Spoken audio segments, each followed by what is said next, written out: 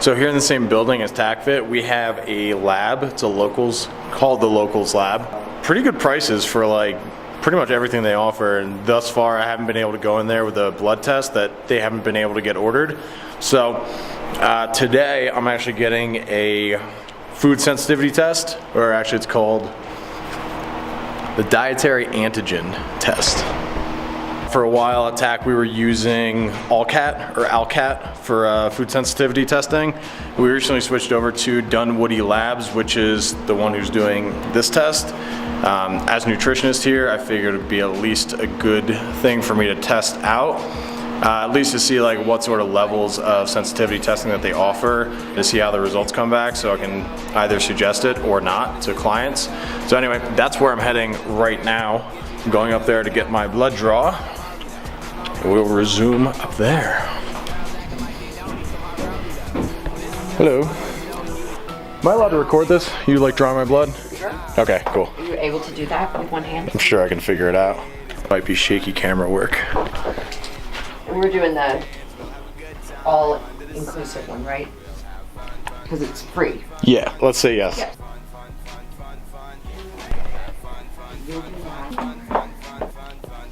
Very small veins. I don't think I'm going to be able to find it. Yeah, there was a nightmare for people to try to figure out. I don't like to watch. Email our center know that we did that. Cool. That's it. Quick and painless. 1 week later. So I just got the results back from my Dunwoody Labs food sensitivity / food allergy test. Nice. They are right here. They actually get emailed to you. I just printed them out because I like having a prop when I'm doing a video. So I'm gonna go up and meet with Amanda right now, who's the president of TAC Fit, because she's also gotten this done and she's also a health coach. So we're gonna go over these together. We're gonna head up there in a second.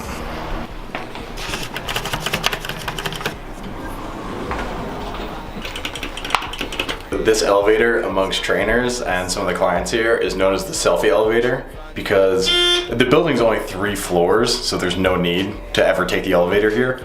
But look at the light in here. There's awesome lighting for selfies in this place. So a lot of times people just ride the elevator to take selfies. Or maybe because I'm lazy. Morning. Good, thanks. How you doing? Your video online. Oh, which one? I don't know. There's a lot of them, right? Oh, really?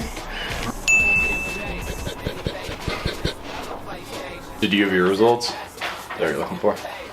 I like how it's formatted. It's like, it's very nice to read. This is where I wrote my notes, so it's actually good that we have mine. Okay.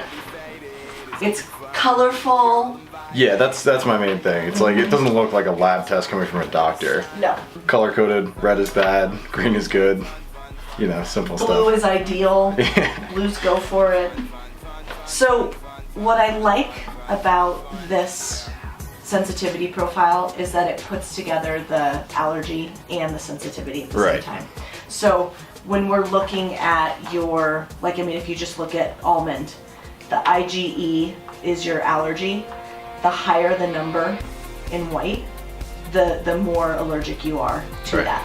So as I understood it, the IgE, that's like an immediate response versus this one, the IG4, I little g big G4. I don't even know how to say that. That's how they say it. Okay, that one's more of like a chronic or like long term. Correct. So it's like the symptom, and the IgE is the symptom and immediately. Okay. Right, and then the IG4 is like the chronic building up of antibodies. So when you look at the blocked piece, anytime that you have it blocked, that means you've built up enough antibodies that can actually help counteract the actual allergy. Okay. So like if we look at, what do you have that's blocked? That I have an allergy to? That you have an allergy to. Well, I mean, if you look at lettuce, you have a chronic allergy to lettuce, but it's being blocked. See, shouldn't have lettuce. Same thing with green peppers and green olives. Good, because olives are gross. Everything green. Watermelon, whole wheat. See, this is why I eat gas station food. It's good for me. It's actually not. So since like 3 weeks ago, I put on 18 pounds. Oh my gosh. Yeah. Eating gas station food? Well, I do that pretty consistently, just for time's sake. But yeah, and just like not working out. Like Wow. I did those 2 legs of the race, and that was it. Then I went to yesterday, but Wow. well, that's because I weighed myself 2 days ago. I was like, huh, I felt a little heavy. This is a lot heavy. 18 pounds? Yeah. I didn't even notice. I can like, I feel like you would notice it on you. yeah, I can, like 25 pounds, people start to notice. My body can just hide Wow. weight. So, page 14 is the basic rotational diet. So they're saying like if you remove these 3 food groups, you do a 5 or 6 day rotation, then you limit them in your diet. So you can only have clam once a week. Or never. Or never. So if we go to the last page, page 15, the process here is that you have your elimination diet, you have a 72-hour rotate, and then you have a no limit on every food that's in green. Okay. So what they recommend is that you eliminate the food for 3 to 6 months. Completely eliminate it. It's reasonable. It's reasonable. And then retest.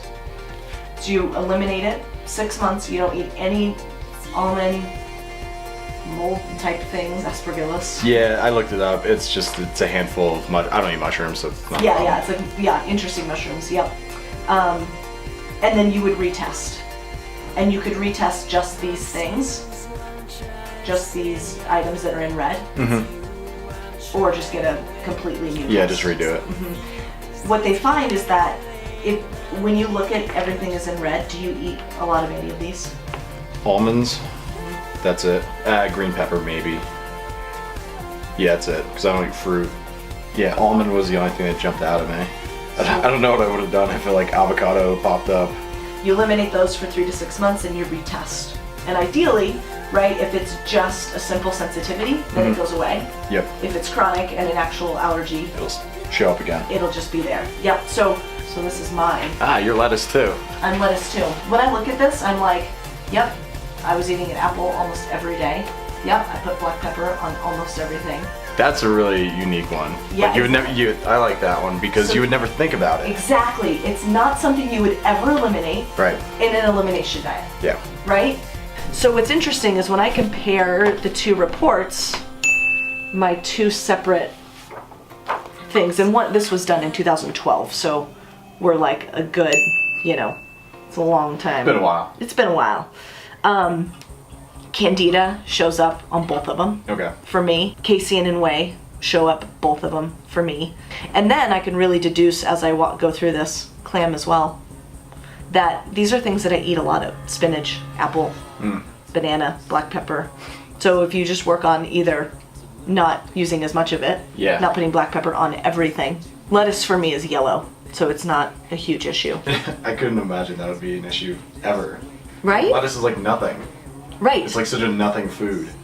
Traditional, nutritionists, it's eliminate gluten, eliminate dairy, Right. limit your sugar, and then see how you feel. Yeah, that's like a shotgun approach. This is like much more specific, which I like.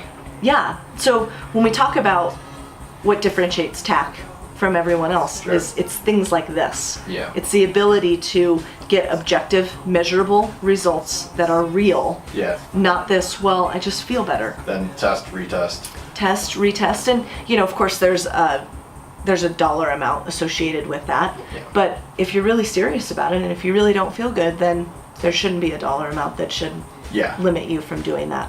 But I think people like to see things, hold things, Yeah. touch things, and different learners, and I think this is very clear to me. Like, wow, okay, I can take a picture of this and keep this on my phone. It eliminates the whole guesswork. We did a combination of the food sensitivities profile and the dietary antigen allergy. So it combines the 2, which is great, so you can see what a true allergy is. And how long did your results come to take to get back? It was like a week, right? Yeah, Yeah. 5 to 7 days. Yeah, I think mine came in like 6 days. So it's like not long, which is nice. And I didn't know what blocked meant. Yeah. I thought maybe I ate something or like I did something the weekend before because I was out at a bachelor party.